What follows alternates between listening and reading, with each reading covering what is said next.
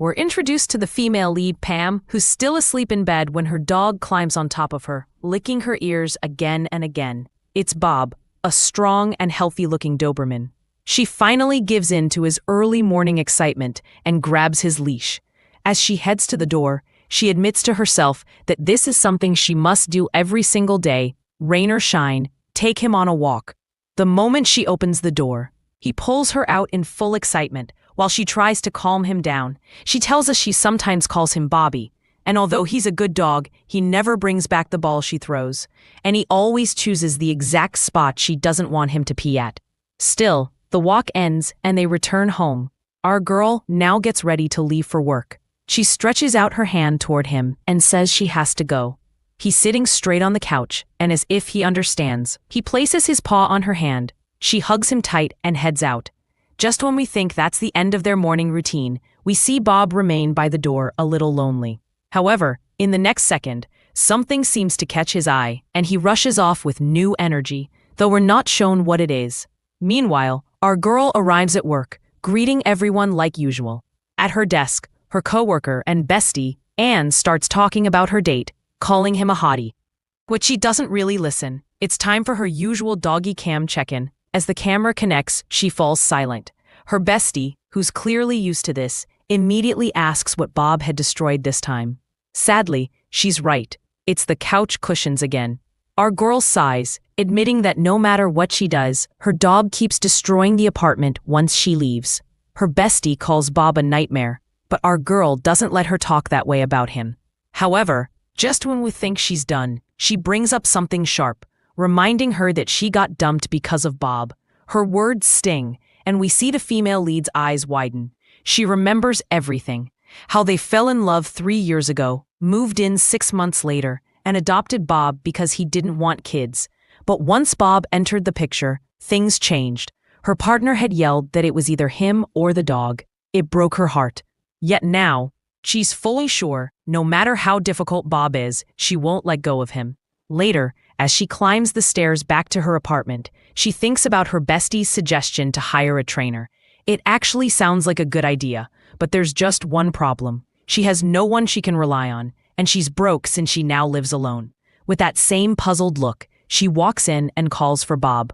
What she sees leaves her completely speechless. He's right there on the couch, surrounded by torn cushions, a fallen lampstand, and crooked wall paintings. And just like that, the chaos greets her once again. She shoots the guilty-looking dog a sharp glare, and he already knows what's coming.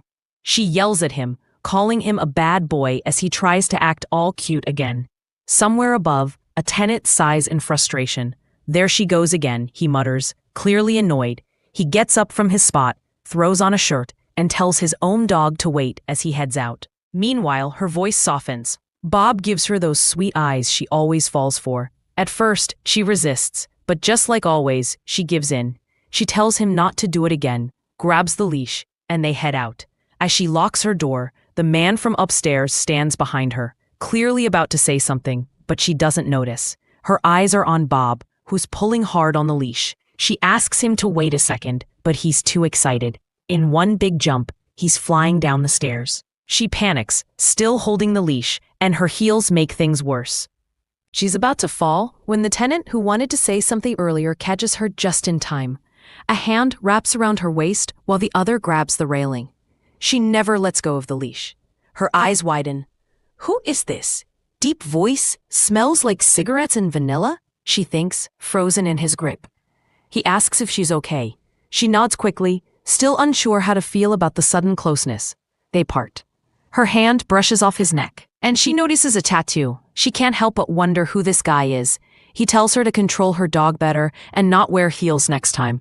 Her face turns red as she tries to defend her fashion choice, but then notices his socks with sandals. He's wearing that and telling me how to dress? Please, she scoffs in her head. Still, she thanks him with a forced smile, calling him a jerk in her mind and thinking how much he reminds her of her ex. He calls Bob. To her shock, Bob listens. He walks over, sits when told, and even barks like a good boy. She's frozen. Did he just obey? Instantly? She thinks, completely stunned. The man finally tells her that her yelling always wakes him up since he works nights. He asks her to tone it down a bit, but she barely hears him. Her thoughts are stuck on how her dog actually listened to him. As he starts to walk away, he mentions that yelling doesn't teach dogs anything, and casually says goodbye. She grabs his hand before he gets too far. There's a sense of urgency in her voice as she asks him to watch Bob while she's at work. She insists he seems like someone the dog actually trusts. She even offers to pay him. He repeats the word, "Pay me?" and turns back toward her, now standing real close. With a straight and an intense look, he agrees, but says one thing clearly: he's going to be expensive. In this scene, we're introduced to the female lead, who's still holding onto the arm of a young man now standing very close to her. He stares straight into her eyes and tells her he's going to be expensive. She repeats the words softly, trying to grasp what he really means. Then, almost like he's ignoring her confusion, he brings up Bob and wonders if the dog needs help understanding her. But just as quickly, she pulls his focus to the mess Bob has made. Without blinking, he says it'll cost $20 an hour. Her mouth flies open as she lets out a loud shriek. She works 8 hours a day, so to her, it's way too expensive. However, he remains calm and reminds her that owning a dog is a big responsibility. Just when it looks like he might continue with the lecture, she quickly cuts him off, saying she'll do it. She insists Bob deserves the best, even if it means making sacrifices. This strong response surprises him just a little. Although he hides it well, he then explains how they'll have to slowly reduce Bob's anxiety and that his visits will be shortened as time goes on so Bob can get used to being alone. He also adds that she'll need to pay in advance and give him a copy of her keys. As he bends to pet Bob, who now seems completely relaxed and even wags his tail, she's stunned at how quickly the dog connects with him. Filled with new energy, she agrees without a second thought and dashes off to make a key copy. Before she leaves, he casually introduces himself as Tyler, to us, the male lead. She's filled with joy, knowing that she can now focus at work while Bob slowly becomes more independent. With a big smile, she whispers to herself that all they needed was a little help, and she can't wait to share the news with her bestie. The very next day, we see her walking into work, clearly excited and ready to talk. She calls out to her bestie, ready to give her the full gist, but her bestie waves her off in panic. Unfortunately, she's too late. One of the officials storms out angrily, shouting at her about a bunch of errors in the documents. He orders her to fix the mess immediately. Our girl stares at the mountain of paperwork on her desk, feeling crushed. But her bestie tells her that the faster they start, the sooner they can go home. Feeling guilty, she apologizes and takes the blame. Her bestie just tells her to hope they finish before sunrise. While working, our girl confesses that she was too nervous yesterday after watching Bob destroy the apartment and couldn't concentrate. She insists that her bestie shouldn't have to clean up her mess. Trying to lighten the mood, her bestie jokingly suggests that our girl make it up to her by going on a double date. Apparently, her guy of the day has a handsome brother and she promises good food, some fun, and a quick exit the next morning with no strings attached. But our girl clearly isn't up for it. Her mood dips again as she softly says she's not ready to open her heart. Even if it's casual, she knows how it always ends for her. Her bestie, trying to tease her, points out that our girl always thinks every date might be the one. Our girl agrees, saying she can't keep falling in love so easily.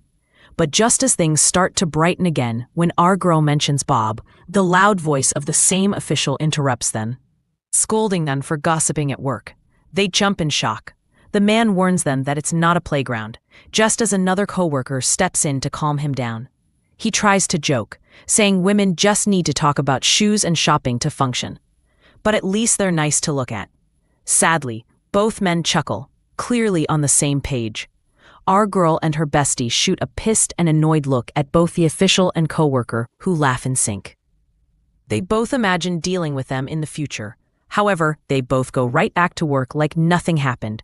While she continues typing, the female lead thinks about how much she hates her job, but the bills won't pay themselves, especially with her pup's new trainer in the picture.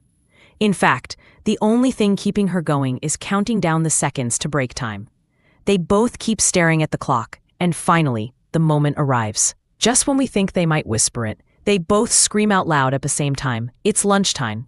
Excited, they grab their lunchboxes and head toward the elevator. In the next scene, we see the two standing by the elevator when she suddenly asks why they're stuck in such a gross and boring place. Her bestie shrugs and says it's all just capitalism. If she hates it that much, she should move to the mountains with her dog. But that idea gets shut down fast. Bears exist. After all, then the conversation takes a sharp turn. Her bestie suddenly remembers something. Wasn't she supposed to tell her something about Bob? The girl gladly spills all the tea from yesterday, and by the time they sit to eat, she's finished the whole story with wide eyes and big dreams. How she got a trainer, how things finally feel lighter, and how she can't wait for spa days and shopping sprees. But surprisingly, her friend hasn't said a word. She just stares, shocked, and slowly repeats everything she hears. This stranger who claims to work nights, smells like smoke, has a neck tattoo, got house keys, the dog, and money? As if that wasn't enough, her friend insists that the guy is a con artist and tells her to open the doggy cam. Nervously, she opens it, and what they see makes it worse. Her dog is passed out on the couch, there's money laid out on the table, and our guy is shouting for tequila. She panics. Her friend offers to cover for her, and she immediately dashes out. On the way home, guilt floods in. She's crying now, thinking about how she always lets the wrong guys in, and how it's her dog who ends up paying the price. She storms into her place, yells at the guy to move away from her dog, and accuses him of stealing. But he looks confused and keeps counting the cash. She throws another question at him. Did he really take her money? He calmly explains it's his pay from the bar, and he only counts it at home because it's safer. That makes sense. Then she points to the dog on the couch, calling him lifeless, but he clears that up too. They went hiking, and now the dog's just sleeping. Again, silence. But then she mentions the camera and how he was shouting like a crazy person for tequila. That's the final straw. The guy blinks, slowly putting it all together, and finally says something that blows her mind. He wasn't asking for alcohol. He was looking for his dog. And just like that, he lifts a tiny pup into view. That's Tequila. We're just as shocked as she is. She blurts out how ridiculous the name is, but he explains it's because the dog may look calm and smooth. But just like a real tequila shot, add lemon and salt and she'll burn you. Then he invites her to sit with him. She hesitates, but when he takes her hand and brings the tiny dog closer, her face turns pink. And just when we think this story can't surprise us anymore, she suddenly finds herself way too close to a guy she's not sure she can trust, but also not sure she wants to move away from. We're introduced to our girl just as she finds herself flustered. Our guy is holding her hand and drawing the little Tequila closer, which is cute in theory, but it all goes sideways when the pup suddenly snaps at her. She yelps, clearly startled. He casually mentions how his dog hates seeing women around him, comparing her to a tequila shot for reasons only he understands. She doesn't seem to mind the weird metaphor, though, because she calmly tells him to let go of her hand. Then she quickly shifts gears and spills everything, from how she told her bestie about the new dog trainer to how they became convinced he was a total fraud. That word, con artist, sticks with him. Even though he doesn't show much emotion, it seems to sting a bit. In the next moment, she offers to make him tea as an apology. As she walks to the kitchen, he casually asks if he can smoke on the balcony, and without even turning, she says yes. From our view, we notice how something about him is slowly starting to shift in her eyes. She remembers thinking he'd be cold and distant, but now, watching from the corner of her eye, he seems kind and surprisingly warm. Bob even seems to adore him, wagging his tail and peeking over the balcony. She quietly admits to herself that he looks adorable with the little dog. Then comes the real shocker.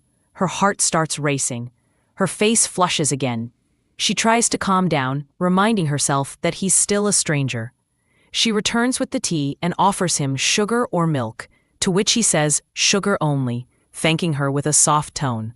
Then, just when we think we've seen it all, he brings up the camera issue and tells her not to apologize, saying she was right to be cautious. He even admits he would have checked too. The honesty in his voice makes it feel real. She mutters something about him having the whole package, clearly not meaning to say it out loud, but of course, he hears her. He's confused and asks what she means, and she tries to explain, mentioning the tattoos, night work, smoking, Basically everything that makes him look like anything but the friendly neighbor type. Now it's his turn. He fires back, not too pleased. He calls out the stereotype she's painting and points out hers instead. Office job, trying to look cute, judging people, probably buying trendy drinks just to throw them away after taking a photo. The comment hits her right in the feels, and suddenly they both go quiet. One thing's obvious, they live in very different worlds. Still, the silence doesn't last long. She softly asks why he even agreed to help her in the first place. Before she can finish suggesting it might just be about money, he gently interrupts, saying it's because he knows how much she loves Bob. Yet something about that reason just didn't sit right with her. And then, out of nowhere, we learn a secret that changes everything. We're surprised to hear him admit that he's known more than she thought. He had heard her argument with her ex the night before. He shares how her loud voice and the ex's harsh words about the dog reached his apartment. At first, he thought they were just another snobby couple, showing off with a dog like Bob. But that night proved otherwise. We learned that the guy had wanted to return Bob to the shelter, which deeply upset him. As he tells her how her words, especially the part where she compared dogs to children and insisted on not giving up, completely changed his view. We begin to see him in a different light. He tells her something truly touching. Despite their differences, they believe in the same thing. That moment leaves her stunned. As the mood softens, he prepares to leave. She offers to handle the tray, but he insists on helping. Even when she tries to pay him, he laughs it off and says the $20 an hour thing was just a joke. $20 for the whole week is fine. His quiet kindness continues when he tells her he's already written his number on the fridge, so she can text him tomorrow when she's home safely. And just like that, he leaves, with Tequila giving her a salty stare on the way out. She stays rooted, silently staring at the closed door. And just when we think it's over, we see her drop to the floor and let out a sudden dramatic scream. What was that feeling? She seems to be asking herself. She covers her face, overwhelmed. While Bob looks at her in confusion, when he barks in agreement after she asks if he likes the new guy, it just confirms everything for her. She hugs him, her heart full and her cheeks glowing pink again. Then she sighs, knowing this could be a problem, because clearly, she likes him too. We're first taken back to a simple yet heartwarming memory from our girl's childhood. It's her mom's birthday, and everything feels bright and full of love. She joyfully sings for her, and then hands over a drawing she made by herself. Her mom, touched by the gesture, thanks her warmly and admires the artwork, although she's not entirely sure what she's looking at. She guesses one part is a bear, but it turns out to be our girl's dad. He laughs and plays along, not offended at all. Then, as is to add to the sweetness of the moment, he surprises his wife with a small gift topped with a handwritten letter, even though she had told him not to. She reads it, clearly moved, and reaches out to kiss him with so much love that little our girl can't help but smile as she watches. From her point of view, their love looks flawless. And just like that, she starts to believe that love is always pure and unbreakable. Fast forward to a few years later, and we now see her in a new light, older. And now in a relationship of her own. It's Christmas, and this year feels special because it's their first holiday together as a tiny family. She's excited, and the atmosphere feels warm as she gives a toy bone to Bob, which makes him happy as he wags his tail in acceptance. But then, she brings out something more meaningful, a present wrapped neatly with a letter taped on top. She reminds him that he'd once mentioned wanting to play a certain game with his friends, and this is her way of showing she remembered. He seems a bit surprised and reminds her that they had agreed on no gifts, but he still opens it and sees the video game she got him. She brushes off his reaction with a soft smile, and suggests that the three of them go out for dinner to celebrate instead. However, things begin to shift quickly. He isn't happy about the dog tagging along and says they should just order food instead. She tries to gently reason with him, but he cuts her off and says she should count that as his gift, especially since what she bought was pricey. From our point of view, it's clear that she's trying hard to make things okay. She quietly tells herself that even though he ordered fish, something she doesn't like, she'll deal with it because he does. It's one of those quiet compromises that start to feel heavier the more they happen. She holds on to the same belief she had as a child, that love is pure and unbreakable. But this time, it feels shakier, almost like she's trying to convince herself. And just when we think we've seen it all, the weight of his words from a past argument hits her again. They echo in her head, cold and sharp. It's either me or that thing. That moment, no matter how hard she tries to move past it, stays with her. It sticks like a crack on glass, small but impossible to unsee. We're thrown right back into the middle of a cozy moment gone wrong as she suddenly feels a sharp pain. Turns out Bob, who's been sleeping beside her on the couch, accidentally stretches out and kicks her in the face, waking her up in the most unexpected way. She quickly realizes she must have dozed off after Tyler left, and worse, she can't believe that guy from before somehow made it into her dreams. As if the universe is playing a trick on her, she tries to push those thoughts away, reminding herself that she doesn't want anything to do with that guy ever again. Turning to Bob, she tells him they're better off without people like that, although the poor pup only lets out a confused bark in return. Still, she pulls him into a warm hug and reassures both herself and her furry best friend that they've already found true love in each other. She even admits, deep down, that Tyler had a point after all. Dogs really don't have it in them to hurt or leave the ones they care about. So, she boldly declares that they're going to be the happiest family ever. Just the two of them, and Bob, as always, bikes in agreement like the loyal sidekick he is. Just when things seem peaceful, her phone suddenly makes a noise, dragging the spotlight to itself. It's a message from her ex. The nerve. It says he misses her and wants to meet up, thinking they can fix things. She lets out a loud shriek, half from shock and half from disbelief, now thinking she might have summoned him by mistake. But she wastes no time and replies with a firm no thanks, sealing her decision once and for all. She tells herself, with all the fire in her heart, that she's done with jerks, forever. Turning back to her four-legged buddy, she promises him that they're going to enjoy a man-free life. And to kick things off properly, she suggests a burger celebration. Bob barks again, clearly on board with the plan. And as they make their way to the fridge, she reassures herself one more time that she's strong, independent, and ready to embrace her non-romantic, peaceful life. We see our girl buzzing with energy as she rushes to the fridge, remembering that our guy had written his number there. Sure enough, she finds it, along with his apartment key dangling beside the note. It even says "just in case," which sends her mind spiraling. She lets out an excited squeal, her face flushed with a bright red. From our point of view, it's impossible not to laugh a little as she clutches her phone and bounces with giddy thoughts, wondering if the key could mean something more. Maybe he actually likes her? He is really cute after all. Unable to hold back, she prepares to text him right away. But just when she's about to, Bob gives her a long, disappointed stare. It hits her like a slap, and she tries to snap herself back. She insists she can change and be strong and independent. Yet Bob's expression shows he's not buying it. We're then taken to her balcony where she stares into the open air, overthinking what to send. Maybe it should be short like a text, or something formal like an email. The possibilities spin in her head. Eventually she settles on something light. "Hi Tyler, it's Pam. Now you have my number. Have fun at work." She presses send and nervously waits, as if the universe couldn't have better timing. A voice floats up from below, someone exiting the building. It's him. We spot our guy on a call, telling someone to grab boxes from the warehouse as he'll be there soon. Our girl quickly peeks down and sees him riding, get this, an electric scooter. Now we're just as surprised as she is. With his whole look, you'd expect something cooler, maybe even a motorcycle.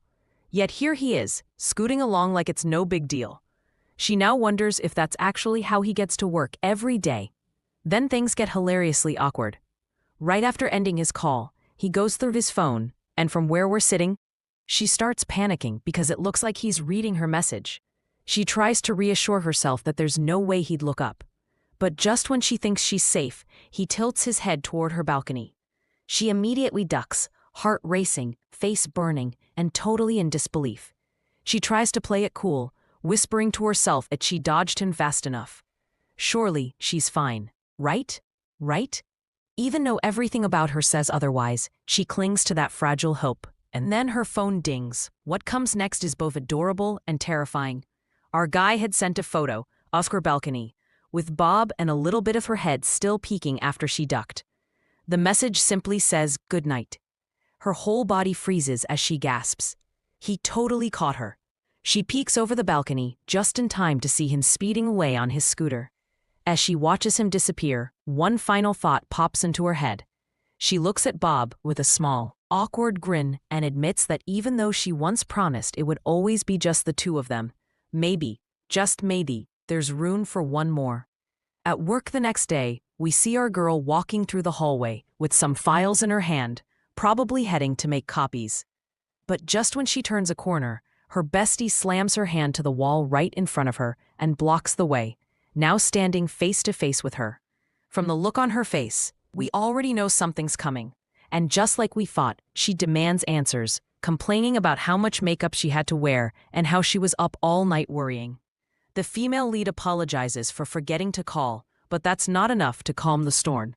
Instead, the questions keep coming. Did she fight him? Is he dead? Should she help hide the body? But our girl calmly says there's no need for that because it was all just a misunderstanding. Apparently, he's actually nice. However, that doesn't sit right with her bestie. She starts to suspect something else, worried that her bestie might be falling for a scammer. But that gets dismissed too, as our girl insists he's really kind, sweet to Bob, and has the cutest dog ever. This is the moment her bestie's expression changes, like she knows for sure now that her friend has caught feelings. But our girl denies being lovesick, claiming he's just a nice guy. Still, her bestie isn't buying it. She reminds her how long they've known each other and says with full confidence that she knows exactly where this is going. And to make matters worse, she adds that her friend doesn't even know the guy's last name. That last bit stings a little, and we notice our girl's smile drop. Even though she sounds tough, her bestie softens up once she sees her friend's sad face. She admits that she's only being this way because she cares and doesn't want to see her suffer again like she did with her ex. That little confession warms her heart as she gives her a hug and says she loves her. Of course, the hug gets brushed off with a joke. Her bestie says she's not her type. But eventually, our girl admits that she truly doesn't know much about him and she can't risk repeating past mistakes. So she asks, hypothetically, what she should do if she falls for him. That question alone makes her bestie react fast. She warns her not to trick her with the word hypothetically and goes on to give advice. Never cry over a man, just date around and leave before catching feelings. But our girl isn't fully sold. She says that lifestyle might not be for her, yet she's sure her bestie would understand if she just met the guy. Now here comes a funny twist. Her bestie suddenly stops, like a light bulb went off in her head, and turns to ask something totally unexpected. How hot is he? Our girl looks away, trying not to answer, but that expression says everything. Then her bestie demands to see a picture, but no luck. He's not even on social media.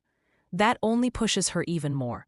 She comes up with a new plan right there. Since her bestie clearly can't be trusted not to fall, and since he works at a bar, she proudly comes up with something that sounds like it came straight out of a movie. Operation Go to the Hottie's bar and check him out. For science. She seems way too excited, mostly because she just wants a drink and a little eye candy. She goes on, trying to get our girl's agreement, maybe starting her own little party. But our girl stops her short, saying she can't leave Bob alone just yet, maybe in a few months. That doesn't stop her bestie from sulking, but she accepts it anyway, with one final note. Have fun with the hottie, but make sure he helps with Bob. And just like that, we end the scene with our girl walking up the stairs to her apartment after work, wondering about the bar he works at, and thinking that maybe, just maybe, she should ask him where it is, in case she ever needs to see him again. In this next scene, we follow our female lead as she walks into her apartment, still unsure whether she should text our guy or not. Her thoughts keep bouncing back and forth until she opens the door and sees a surprising sight. Right there on the couch is our guy, fast asleep with Bob comfortably resting on him. She's caught off guard by how he's still there, and without meaning to, admits that he looks pretty cute while sleeping. She quietly takes off her heels, moving like a ninja, unsure whether to wake him up or let him rest. She tries calling his name gently, but there's no response. According to her, he must be completely knocked out. Meanwhile, Bob is fully awake and just staring at her. She tries to get him to help, but he doesn't even budge, which earns him the title of traitor.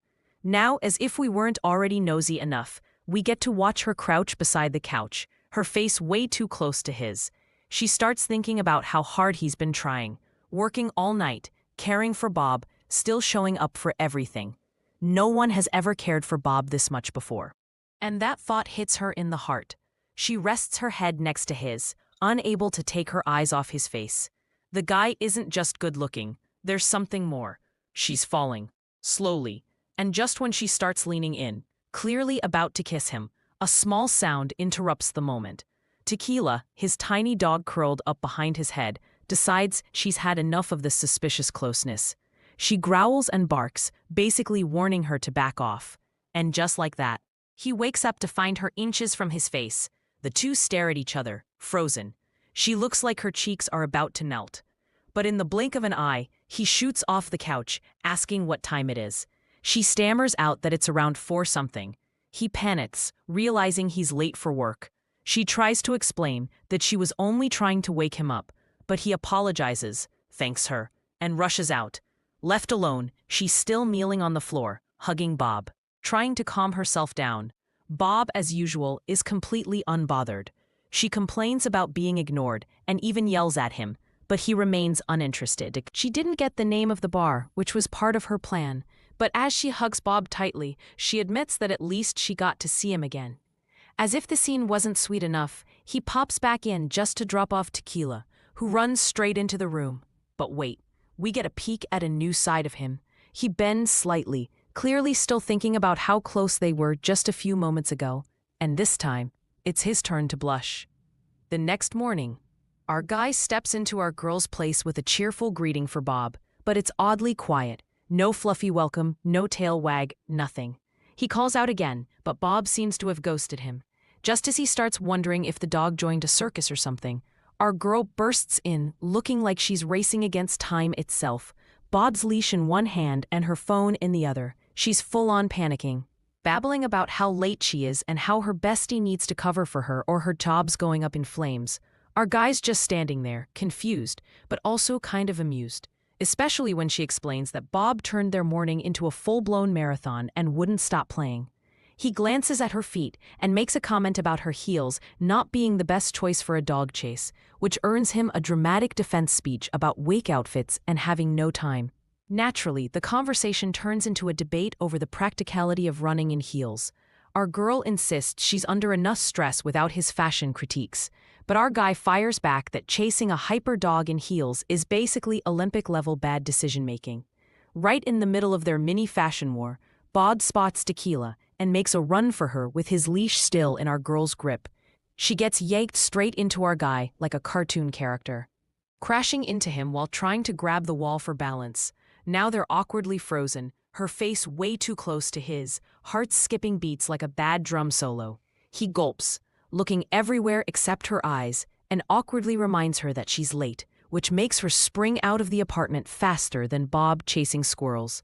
Our guy stays rooted to the spot, wondering how that just happened and muttering about their weird face magnetism and how glad he was that Tequila didn't see what happened.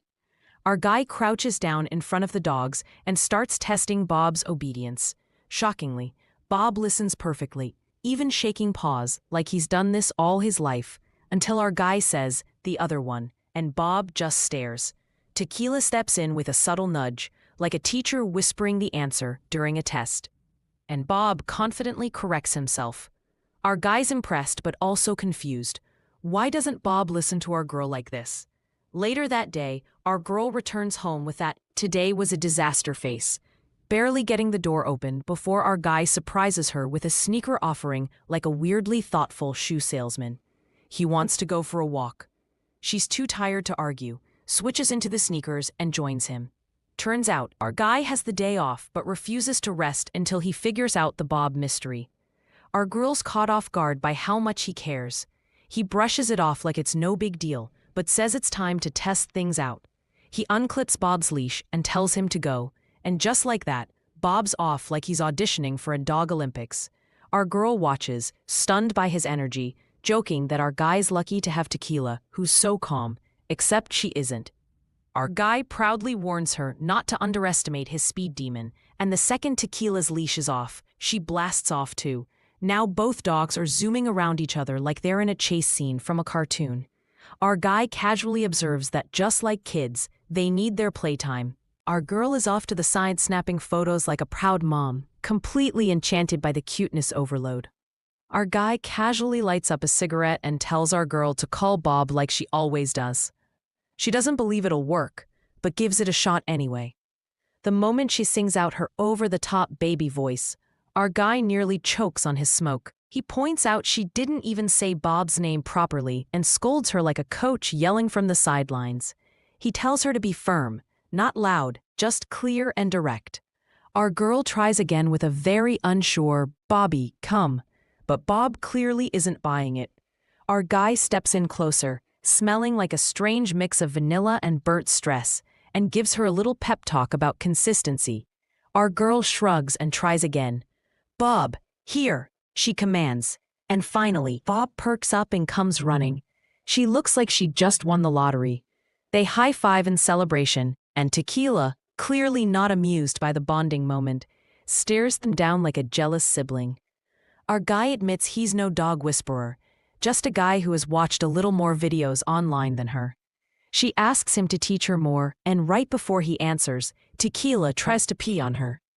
Our girl jumps back just in time while our guy, ready to scold, immediately melts at the sight of his dog's sad eyes and starts cuddling her like nothing happened. Our girl glares and asks why he doesn't use his training tips on Tequila too, but he expertly dodges the question and says it's time to go because sleep is calling. Our girl surprises him by saying she's not ready to leave. She wants to train more with Bob. Our guy turns around in shock but just nods and wishes her luck before walking off.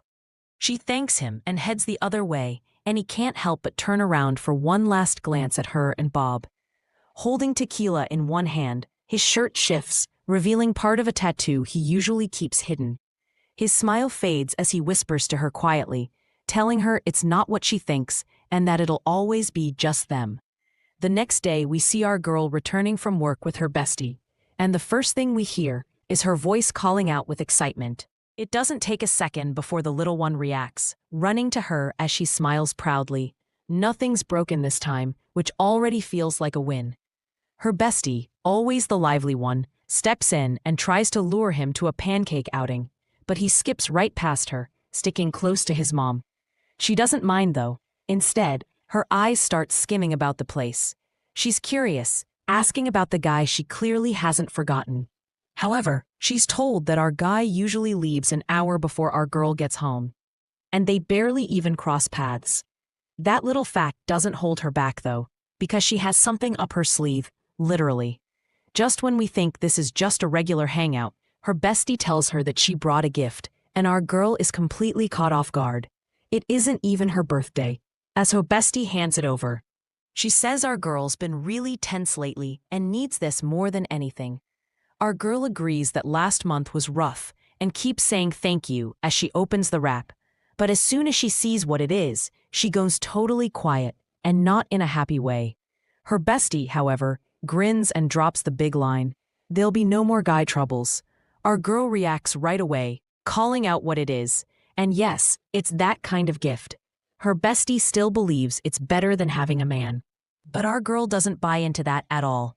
She sets it down and quickly changes the subject, saying they should head to the cafe before it gets packed. Her bestie isn't bothered though. She jokes that if our girl doesn't want it, she'll gladly keep it. But our girl insists it would be rude to give away a present. Of course, her bestie still teases her, saying she better expect a review by tomorrow, which makes our girl feel a little grossed out. In the next scene, we follow our guy as he walks into a pet salon with Tequila in his arms. He reminds them she has an appointment, though they already know. One of the vets, clearly fond of the pup, welcomes them with cheerful energy and calls her a princess. She offers a haircut like usual, and he agrees, gently passing her over. When asked what bow color to use this time, he admits he can't decide, since she looks good in everything.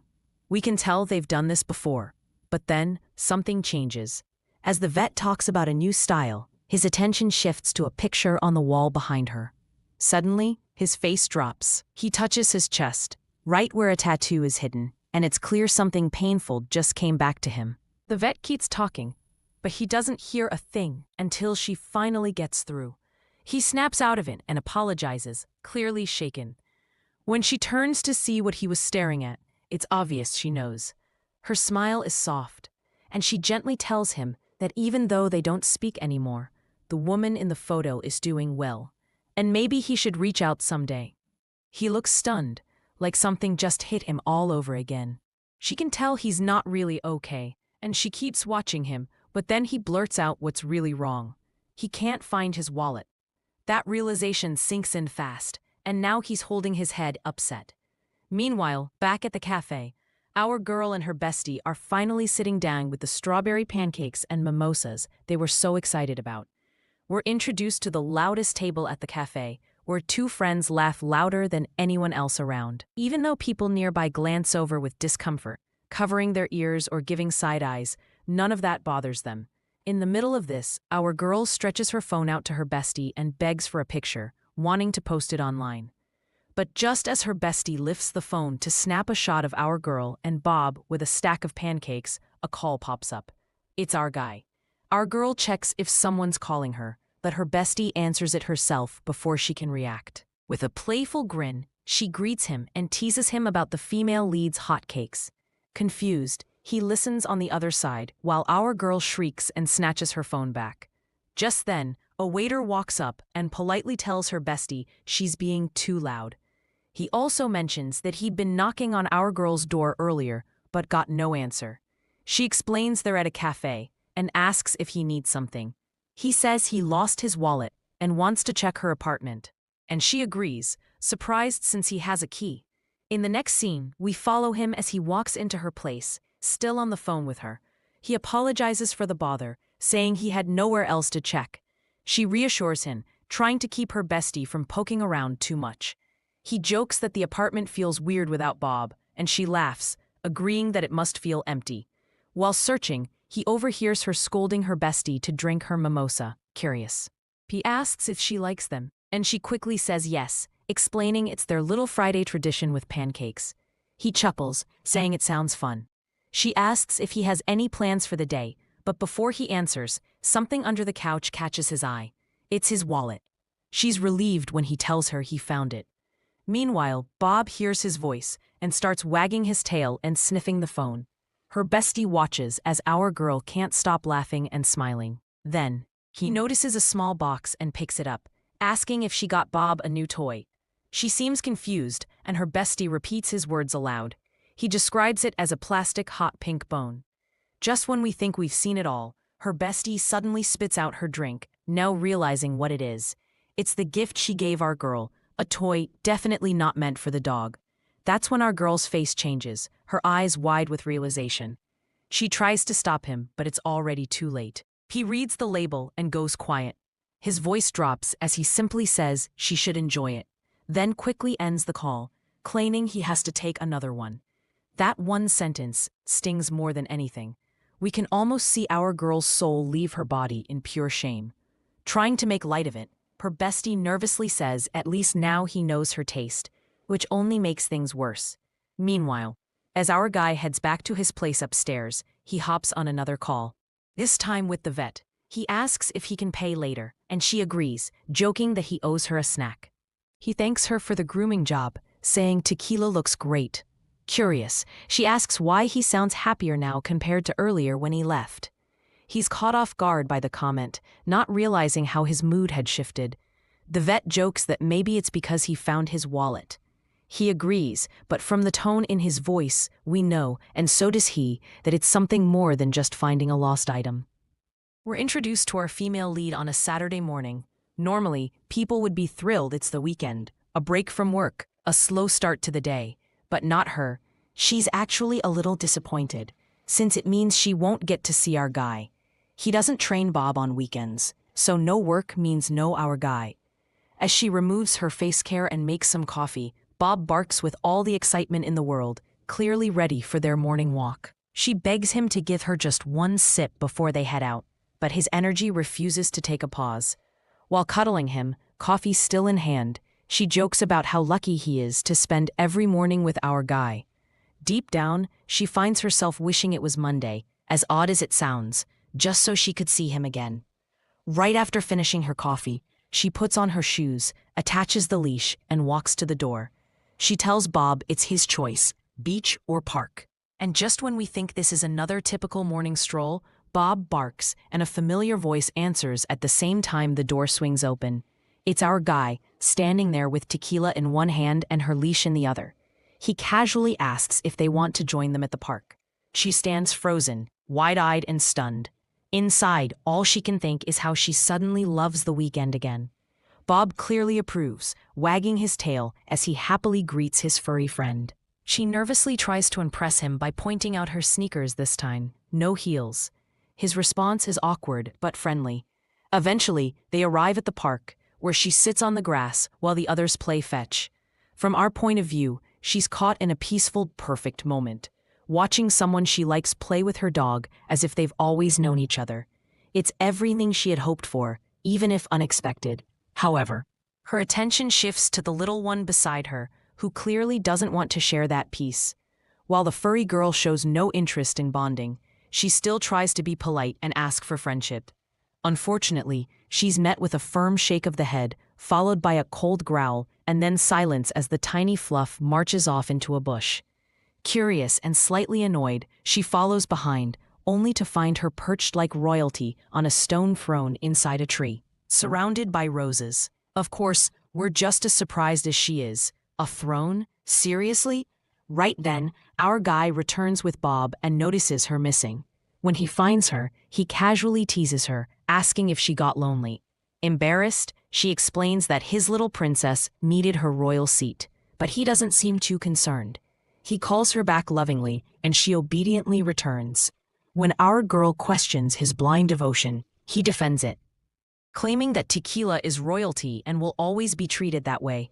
In return, she points out that Bob is different, friendly with everyone, and already friends with him, while her bond with the Tequila is clearly struggling. He tells her to stop sulking and stretches out his hands. Thinking he wants hers, she blushes, hesitates, then slowly reaches for him. But he just blinks in confusion and reminds her he was asking for the leash. Realizing her mistake, she bolts away in embarrassment, suddenly remembering she dropped them when Tequila disappeared into the bushes.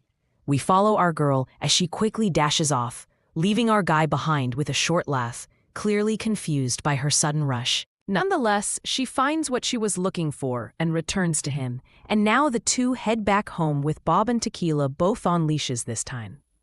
Along the way, she points out how strange it is to see him up so early, since he's usually asleep at this hour. He casually explains that the bar is closing down for renovations starting today, so he'll have a few days off and plans to catch up on sleep then. She guesses he must be thrilled about the break.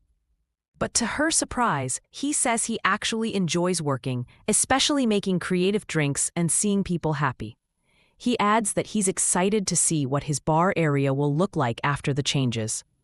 From our perspective, it's the first time we ever see him smile like that, and apparently our girl notices too. She finds his love for his work kind of cute.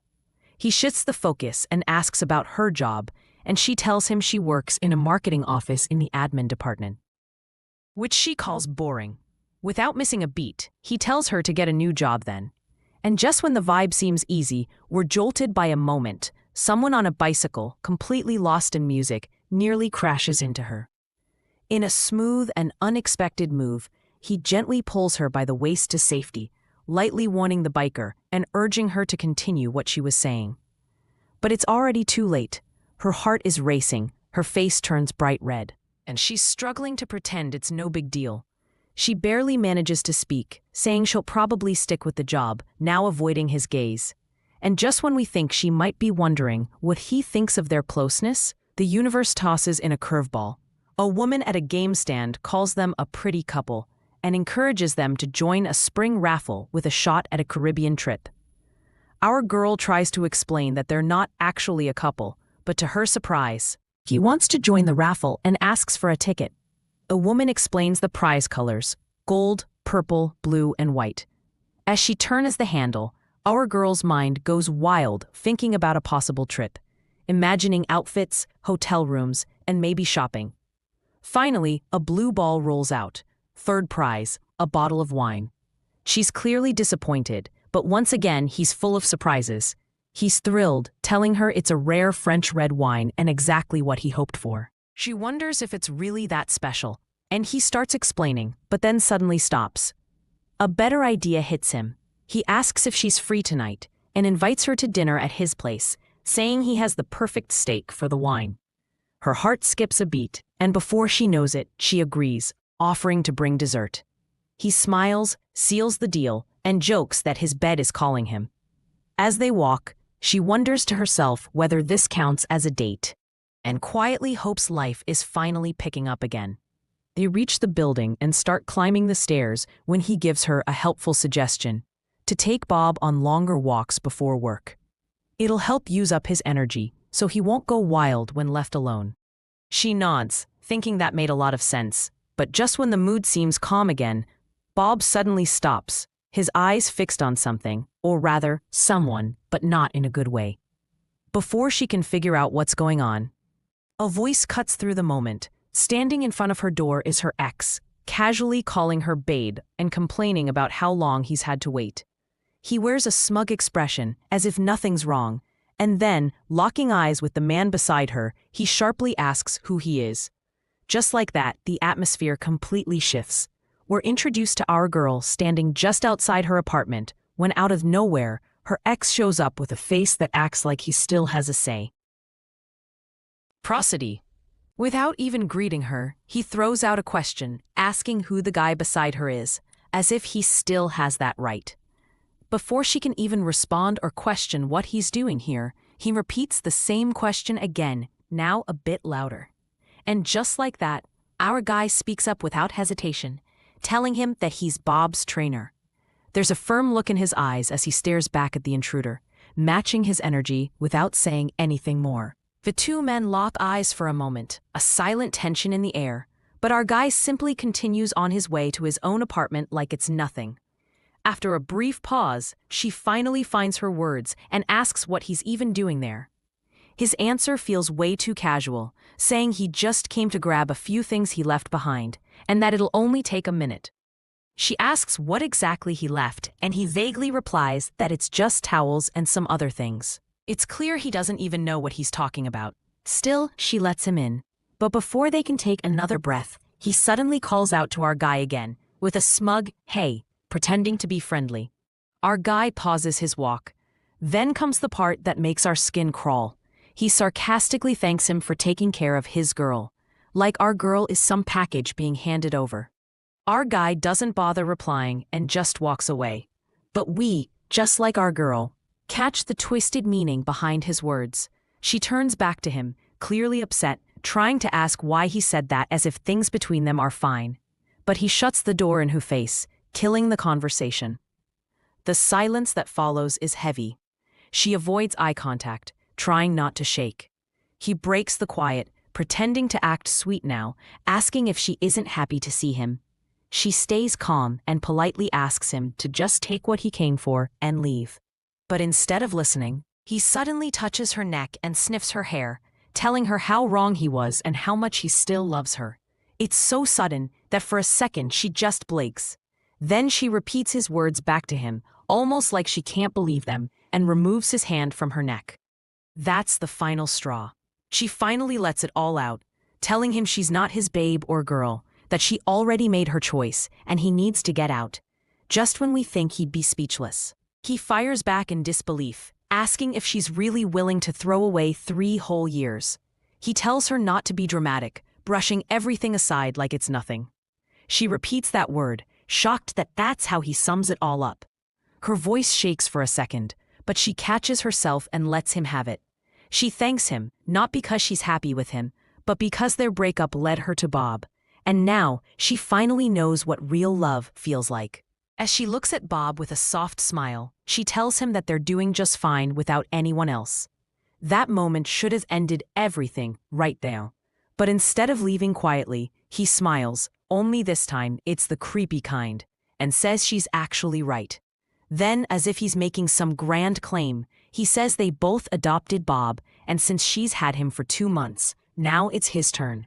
And before we can blink, he yanks Bob's leash and pulls him toward the door like he's dragging some object, opening it wide like he owns the place. We return to the chaos just as Bob lets out a loud bark, clearly not happy as he fights the tug on his leash. Our girl grabs her ex's wrist, telling him to stop right away, but he doesn't listen. He says he's taking the dog whether she wants it or not, and pulls even harder, his hand steady with determination. She doesn't back down either, and yells that he has no right, reminding him that she was the one who signed all the papers when they adopted Bob. Therefore, he doesn't own him. But he isn't done. He starts blaming everything on the dog, saying that this so-called pet ruined their relationship, and now she's happy without him? He doesn't understand how she could move on so easily. And as if that wasn't enough, he goes ahead and opens the door, still trying to leave it the dog like it's no big deal. But then, from the side, something unexpected happens. We see someone casually resting against the wall outside her place. It's our guy. He's on the phone, and with perfect timing, he says he's calling the police. He claims that a man is trying to steal his neighbor's dog. The ex pauses, looking stunned, but tries to act confident. He asks our guy what he thinks he's doing, but our guy stays cool and keeps talking. He points out that the dog is legally hers and starts talking about charges, something about dog napping, jail time, and a misdemeanor. Hearing that, the mood changes. The guy starts getting nervous, his face twisting in frustration, and finally, he gives up. He throws the leash down, clearly defeated, and storms out the door. Yet before leaving, he barks out one last thing. He says she's going to come running back to him, and when she does, he won't take her. She fires back that he shouldn't come near her or the dog ever again. Or next time, she'll be the one calling the police. He storms off angrily, yelling something about this being her last chance and bragging that other women are into him anyway. It's all noise now. Meanwhile, we see her still shaking slightly, trying to calm herself down. Our guy turns back to Bob, kneels beside him, and checks if he's all right. He smiles, gently praising him and saying what a good boy he is, then removes the leash like nothing just happened. She looks at him and asks, almost in disbelief, if he really called the police. He laughs and admits he didn't. He just wanted to scare the guy, and honestly, didn't think it would actually work. She calls him crazy, but the mood suddenly shifts again.